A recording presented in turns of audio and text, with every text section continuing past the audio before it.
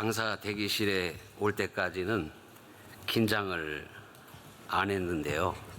안내하시는 장로님이 강사 목사님들마다 다 일찍 끝난다고 말씀하시고 10분, 15분 다 넘어가더라고요. 그렇게 말씀하시는 순간 저도 확 얼어버렸습니다.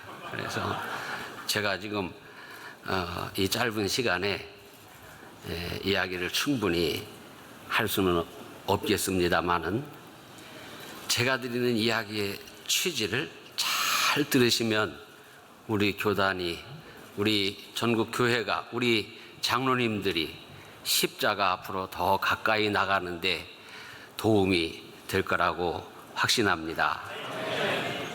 어느 젊은 목사님 몇 분이 이렇게 이야기를 하는 중에 저도 옆에 있었습니다. 그런데 그분들이 무슨 이야기를 하냐면 복 달라고 기도하지 말라고, 그거는 기도가 아니라고, 왜 복 달라고 자꾸 하냐고, 그건 기복신앙이라고. 맞는 것 같은데 맞지 않아요. 그래서 제가 반문을 했어요. 그러면 예수 믿고 교회 다니는데 복은 어디 가서 달라고 그러냐? 장로님들 어떻게 생각하세요? 예수 믿고 교회 다니는데 복은 누구한테 달라고 할 거예요? 어디 가서 달라고 할 거예요? 하나님은 복의 근원이시잖아요. 창세기부터 계시록까지 하나님은 복 주시는 하나님이신 줄 믿으시기 바랍니다. 내 기복신앙이 뭐냐? 예수는 믿지 않으면서 복 받으려고 잘 살려고 하는 것, 그것을 인간하라고 하고, 복음을 버리고 사회활동, 잘 살기 운동, 인간화에 집중되어 있는 것이 기복신앙입니다. 옛날에는 비나이다를 통해서 교회 안에서도 그 무속을 답습하면서 기복신앙으로 갔는데, 오늘 이 시대에는 그런 옛 모습은 사라지면서 또 다른 모습이 교회 안에 들어와 있다는 거예요.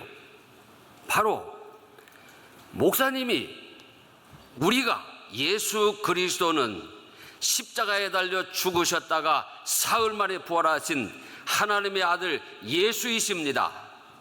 그 예수를 믿어야 우리 영혼이 구원받고 삶이 복을 받습니다 라는 것을 이야기해야 되는데 하지 않고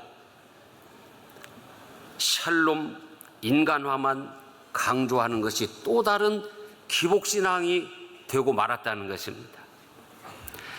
하나님을 사랑한다는 것이 무엇입니까?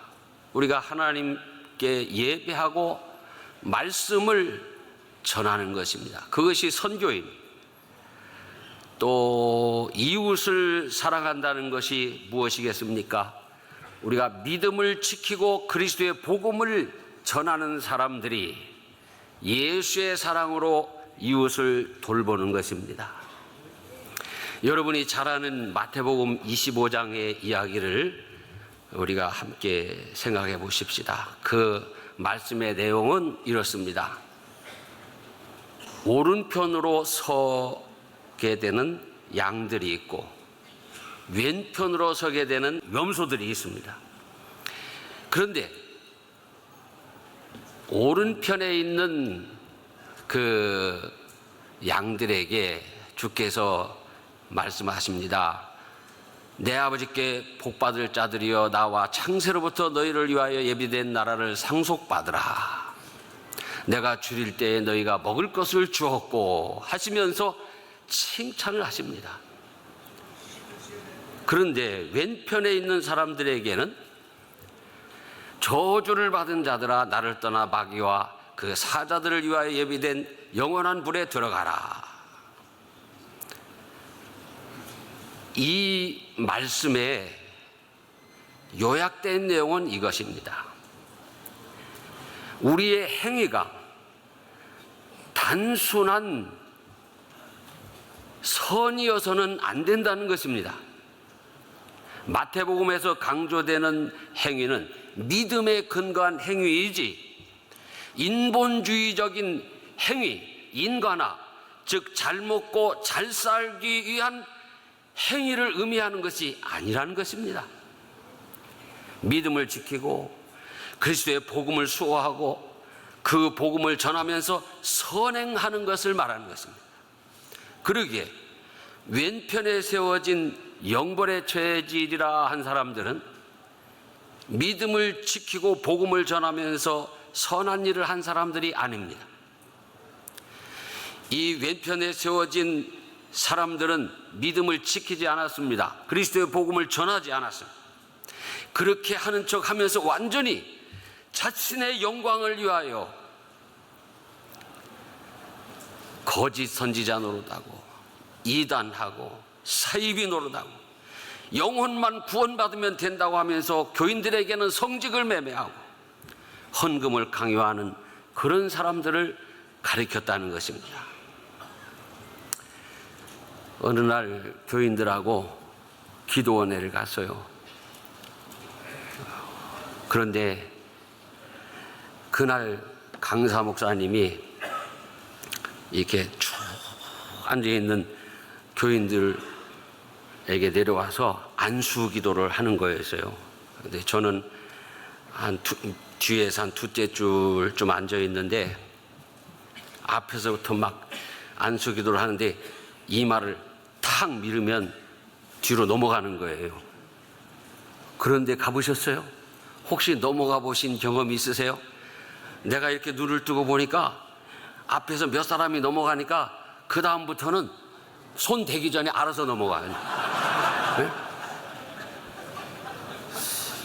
그래, 내 차례가 왔어요. 내 차례가 와가지고 내 이마를 탁 치는데 내 그럴 줄 알고 버텼거든. 또 밀어. 더 나 안 넘어갈 거야. 그랬더니 세 번째 밀어갖고 안 넘어가니까 제게 와가지고 귓속말로 야, 좀 넘어가 주라. 그래서 안 넘어갔어요. 주의 이름으로 큰 일을 하는 것 같은데 이게 염소가 아니고 무엇입니까? 주의 이름을 망령되게 하고 자기 입속을 챙기고 성도들을 현혹하는 자들은 오른편에 서는 사람이 아닙니다.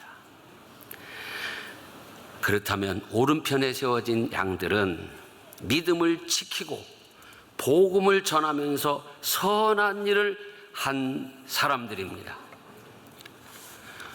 오늘 우리가 선택해야 할 지점은 어디입니까? 오른편입니다. 오른편에 섰다고 해서 우리가 우클릭 좌클릭을 얘기하는 것이 아닙니다. 우리가 복음주의다 했을 때는 에큐메니칼 당연히 얘기하는 거고, 에큐메니칼 얘기하면 당연히 복음을 얘기해야 되는 것입니다. 그런데 우리는 지금 어디에 서 있는가? 한번 우리 한국교회를 한번 성찰해 보자고요. 1907년 이후에 우리 교단은 구령 중심의 선교 신학을 가지고 괄목할 만한 부흥을 이루었습니다. 그리고 1959년 이후에도 우리가 통전성을 추구하면서도 우선성을 놓치지 않는 선교 신학으로 세계가 놀랄 만한 교회 부흥을 이루었습니다. 즉 복음과 에큐메니카를 추구하면서도 우선성을 놓치지 않았다는 것은 예수님의 십자가의 복음을 붙들고 복음을 전하는 이 우선성을 놓치지 않았다는 것입니다.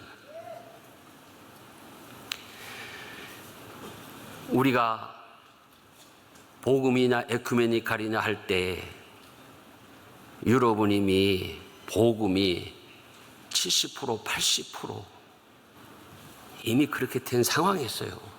그들은 에큐메니칼로 좀 치우쳐 가도 안전했어요. 그런데 우리는 20% 조금 넘나 어쩌나 하는데 복음이냐 에큐메니칼이냐 하고 싸우고 교단이 분열되고 그러면서 정체가 왔잖아요. 우리도 적어도 50% 60% 그렇게 넘어갔을 때 이런 논쟁이 있었으면 얼마나 좋았겠냐 이거예요. 그 이후에 포용성을 강조하면서 점차 미시오 데이로 우리는 기울어지기 시작했습니다.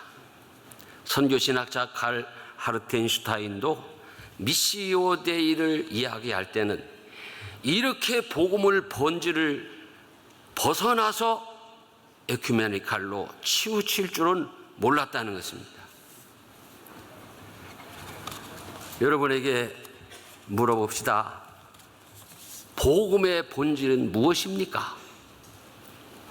오늘날 정의와 평화와 생명 살리기 등을 강조하고 그것이 복음이라고 이야기하는 시대를 우리가 살고 있습니다. 저는 단호하게 그것은 복음이 아닙니다. 복음의 핵심이 아닙니다. 우리가 생각하고 우리가 믿고 우리가 영원히 증거해야 될 복음의 핵심은 예수 십자가와 부활입니다. 여러분 보세요. 정의가 복음의 핵심이라고 하면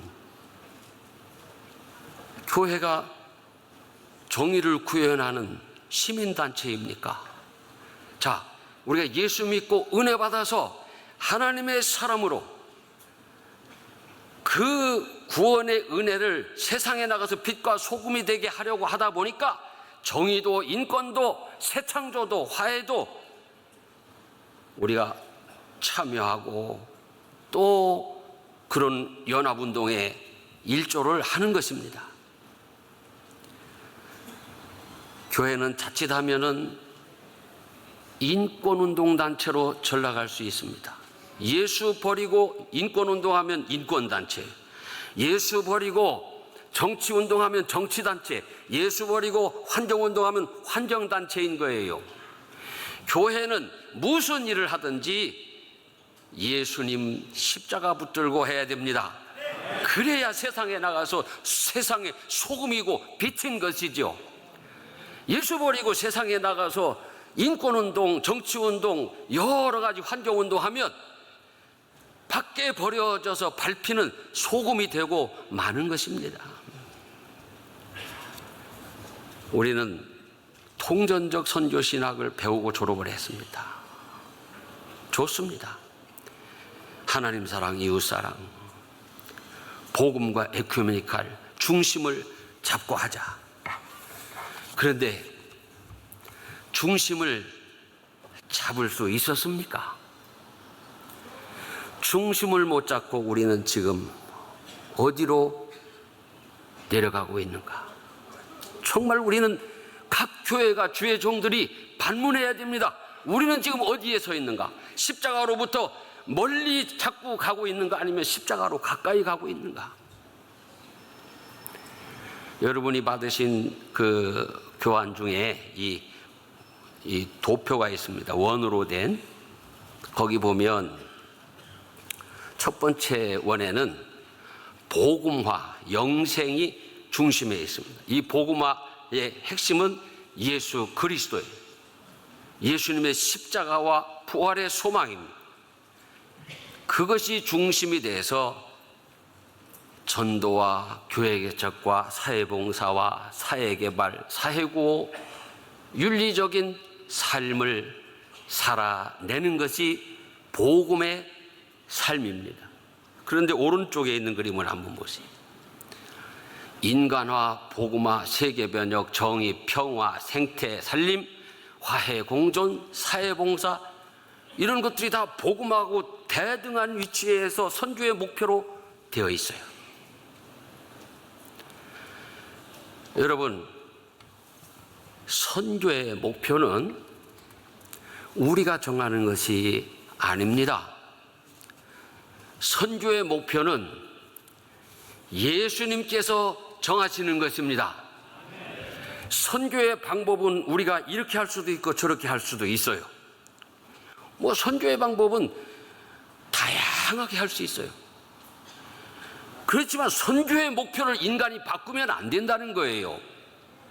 성경에 처음부터 끝까지 선교의 목표는 예수를 믿고 복음을 전하는 것 아닙니까? 그런데 우리는 지금 선교의 목표를 바꾸고 있다. 그래서 실천적인 측면에서 한계에 지금 봉착해 있다고 했습니다. 우리가 지나치게 방만한 목표, 모든 게 선교라고 하면은 선교는 아무것도 선교가 아니라고 스티븐 닐이라는 선교신학자도 얘기했습니다.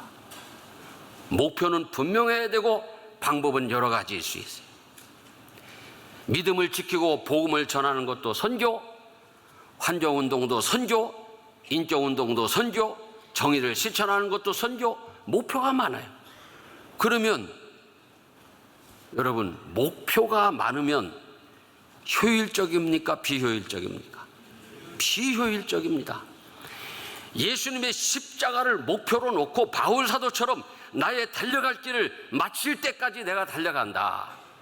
그리고 그 십자가 붙들고 온 교회가 은혜 받고 축복받아서 우리가 이웃을 더 잘 섬길 수 있는 에큐메니칼 교회가 될 수 있다는 걸 우리가 알아야 되겠습니다. 교회는 교회만이 할 수 있는 일을 해야 됩니다. 죄는 죄라고 회개하라고 십자가에 달려 우리를 대속하신 예수 믿고 구원받고 복받으라고 선포해야 교회입니다. 그 바탕 위에서 이웃을 섬기는 일을 해야 됩니다. 자, 여기 장로님들 중엔 의사분들도 계시죠. 죄송합니다. 여러분이 그런 분이라는 거 아니고요. 어느 도시에 한 의사분이 계셨습니다. 이분은 할 수만 있으면 시간을 내서 봉사활동을 나갑니다. 지역에서 칭찬이 자자했습니다. 그런데 그 칭찬 끝에 사람들마다 꼭 붙이는 말이 있습니다. 참 훌륭한 분이셔. 참 착한 분이셔. 그런데 병은 못 고쳐. 여러분, 훌륭한 의사입니까? 좀 헷갈리는 의사입니까? 예? 헷갈리는 의사죠. 조금 봉사를 덜 하시더라도 그 병원만 가면은 뭐 착착 나서 가봐. 교회도 마찬가지입니다.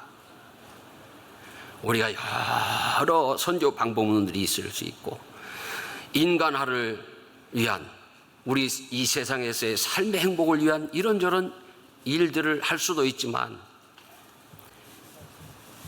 인권운동을 조금 못하더라도 환경운동을 조금 못하더라도 교회는 교회만이 할 수 있는 일을 해야 되는 거예요. 예수 모르는 사람, 미신 섬기는 사람, 이단에 빠진 사람, 지옥 갈 사람들에게 복음 전해서 예수 믿고 천국 가게 해야 된다는 거예요. 그 일을 하면서 우리가 에큐메니칼 운동도 잘 하자는 거예요. 하지 말자는 거 아니에요. 우리 예장 통합교단이 추구해야 될 바람직한 선교 방법은 하나님이 정하신, 예수님이 정하신 선교의 목표는 건들지 않는 거예요. 복음을 변질시키지 않는 거예요. 그리고 우리가 할 수 있는 총체적이고 윤리적인 일들을 하나님 사랑, 예수 사랑에 감격해서 보답하는 마음으로 해 나가자는 것입니다. 그러기에 우리는 이 시대에 윤리를 선교의 목표로 올려놓은 것을 교정해야 됩니다. 윤리는 실천 덕목들입니다. 우리가 예수 믿고 구원받은 하나님의 교회와 성도들로서 세상에 나가서 소금과 빛이 되어야 될 것들이 바로 이 환경 문제, 또 인권 문제 등등입니다. 아마 오늘도 이 수련회 중에 동성애도 주제가 된 줄 압니다. 동성애뿐만이 아닙니다. 지금 예수님의 십자가와 복음을 놓고 종교다원주로 가고자 하는 기류 때문에 여기에서 교회들이 동력을 다 상실하는 거예요. 예수 안 믿어도 구원받을 길이 여기도 있고 저기도 있으면은 그런 설교하는 목사님은 왜 교회 담임 목사 합니까? 예수 믿어야, 오직 예수만이 우리의 구원자시라고 주장하는 목사님이 담임 목사님 해 있죠. 네? 그래서 저는 최근에 그저 부족하지만 조금 연구를 하다가 에큐메니칼적 복음주의로 가야 된다, 이런 결론을 내렸어요. 무엇입니까? 우리 교단은 이런 이야기가 있습니다. 복음적 에큐메니칼주의. 여러분, 복음적 에큐메니칼주의 하면은 명사가 무엇입니까? 에큐메니칼주의잖아요. 그럼 복음적은 뭐가 됩니까? 형용사가 되는 거예요. 여러분, 이야기의 주어는 형용사가 됩니까? 명사가 됩니까? 명사가 됩니다. 그러면 복음이 형용사가 되고 에큐메니칼주의가 주어가 되면 안 되는 거 아닙니까? 또한 복음적 에큐메니칼적, 그럼 뭐가 주어예요?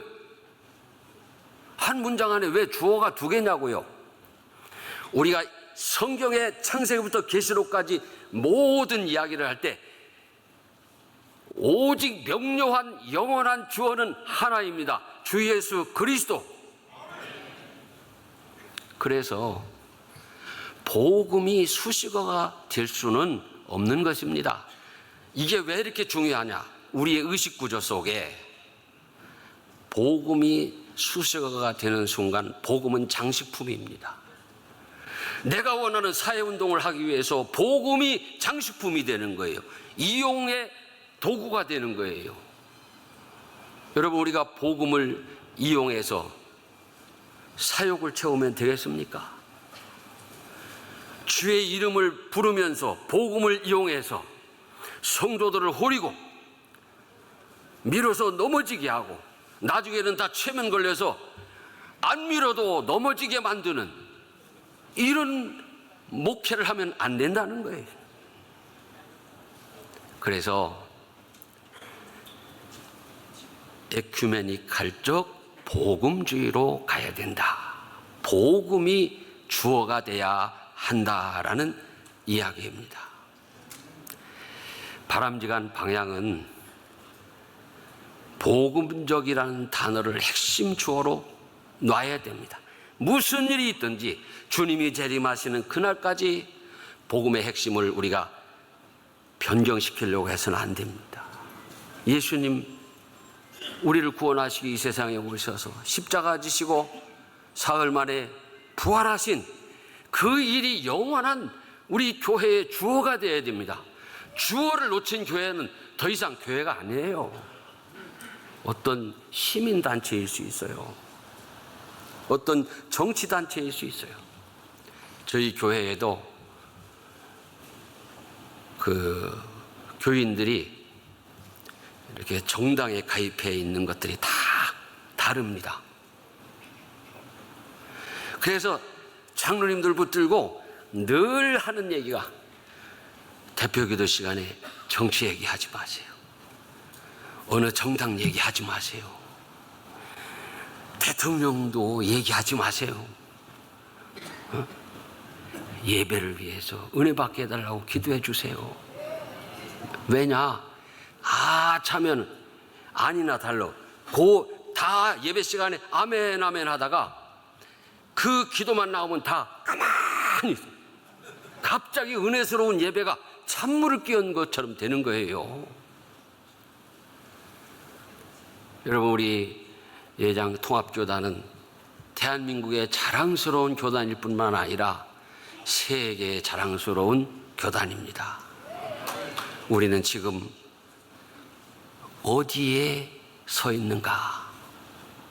우리 각 교회들이, 주의 종들이 경성해서 십자가로 더 가까이 가는 우리 교단이 될 수 있기를 소원합니다. 우리 장로님들이 전국 교회에서 그런 예수 중심의 교회를 지켜나가시기를 주의 이름으로 축원합니다. 하나님 아버지, 이 전국 장로연합회 수련회를 축복하여 주시옵소서. 복음을 지키는 우리 교단과 장로님들 다 되게 하여 주시옵소서. 수고하시는 모든 종들에게 하늘의 크신 은혜와 축복을 베풀어 주시옵소서. 예수님 이름으로 간절히 기도 올리옵나이다. 아멘. 감사합니다.